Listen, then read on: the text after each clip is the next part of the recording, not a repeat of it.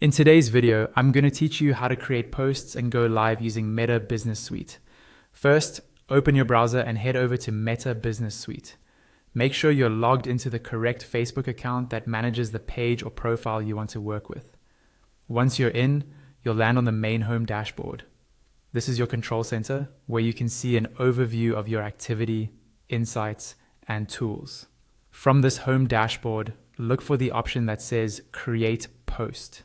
It's usually located near the top or in a prominent spot, since it's one of the core actions you'll use. Click on Create Post to open the Post Composer.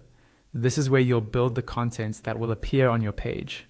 Inside the Composer, you'll see options to add media. Click on Add Photo or Add Video, depending on what you want to share. This will open a file browser window where you can select the image or video from your computer. Choose files that are clear, relevant, and sized correctly so they look good on both desktop and mobile. Once your media has been added, click into the text field to write your caption. This is where you explain what the post is about, add context, or include a call to action. Keep your text concise but helpful, and consider using hashtags or mentions if they fit your brand and strategy. Take a moment to check spelling and clarity, because this is exactly how your audience will see it.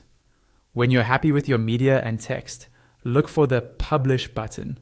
If you're ready for the post to go out immediately, click Publish and Meta Business Suite will push it live to your connected assets.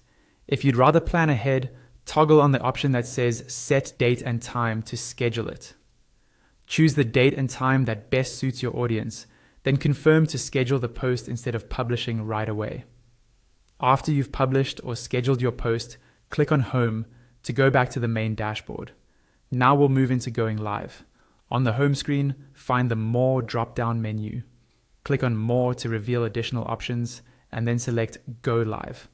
Before you can actually start a live video, Meta requires that your profile or page be at least 60 days old and have at least 100 followers.